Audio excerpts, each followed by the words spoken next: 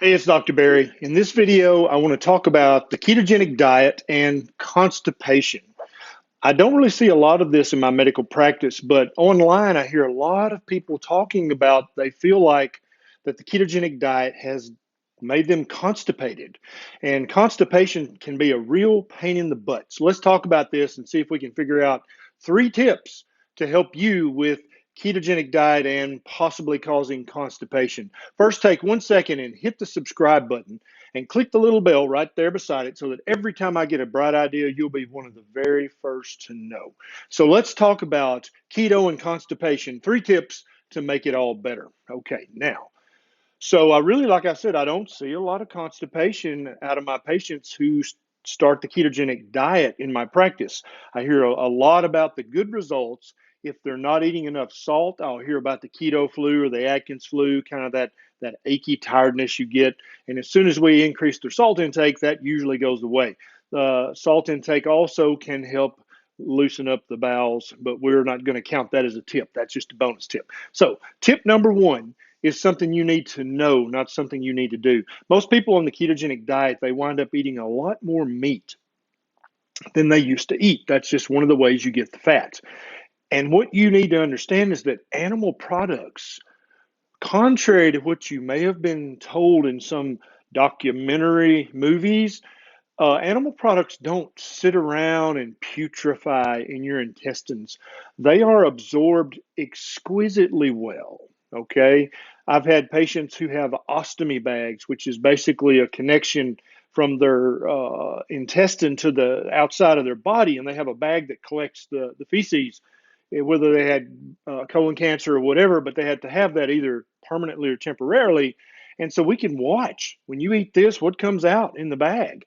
And very, very often I'll see vegetable products coming out in the bag. Obviously, that's a stem or that's corn or that's some sort of vegetable product.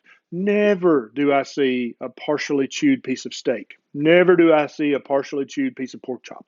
Or never do I see a piece of chicken leg come out. Never does that happen. Animal products are very, very well absorbed in your bowel, in your colon, in your intestines initially, and then later on.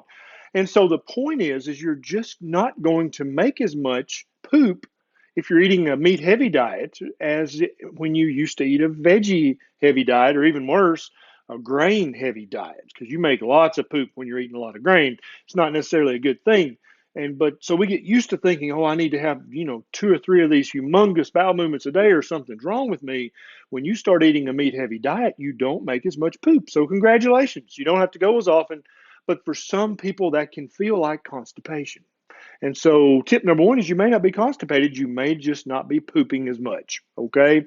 Number 2 is magnesium. Now, the ketogenic diet does not make you deficient in magnesium. A lot of people misunderstand that. Most people in the Western world are deficient in magnesium before they ever come to the ketogenic diet. And so they come into the ketogenic diet with a magnesium deficiency. The ketogenic diet doesn't really make that better or worse, but sometimes it can uncover that hidden deficiency that you had of magnesium. And so if you start out with a ketogenic diet and you feel very constipated, one of the best things you can add is magnesium citrate. Okay, now magnesium citrate is going to get the thunder rolling, as we like to say in the medical community. It's going to help stimulate your bowels so that you will have a bowel movement.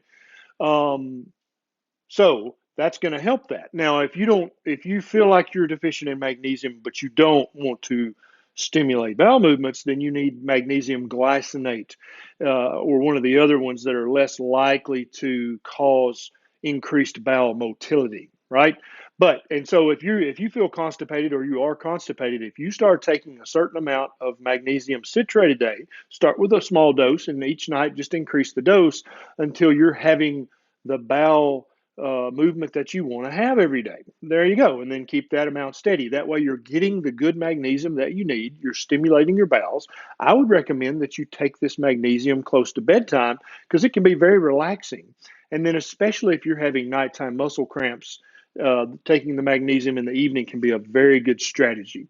That's number 2. Number 3 is eat more low carb veggies. Low carb veggies have more fiber. than meat. And so they're not going to be completely absorbed because there are some plant fibers we just cannot break down and cannot absorb. And so they're going to come out. And that's going to give you an increased poop volume and make you feel like you're doing a better job because you feel like everything's doing well and you look and you did a good job, as your mom would say when you were a kid. And so there you go. But be careful eating high carb veggies. Do not eat grains. That is not the way to get fiber. Um, Eat your low carb veggies. Just eat more veggies. And I promise you, if you take some mag citrate and you eat more low carb veggies, your bowels will be fine. Trust me, okay? Trust me on this. Now, if you enjoyed this video, please share it with someone on Facebook or Twitter or Instagram who might be constipated. You never know. Sometimes people just have that look, but sometimes they're just constipated, right? So share this video just that way you're good either way. Also, I've got a bunch of other ketogenic diet videos on my channel. If you want to check them out, you can find them in the video section. Also, if you really enjoy what I do and you'd like to help me by giving me a buck or two, you can go to my Patreon page. There's a link down below. And just click on that link and you can go and you can throw a buck or two at me, and I'd be most appreciative of that. This is Dr. Berry. I'll see you next time.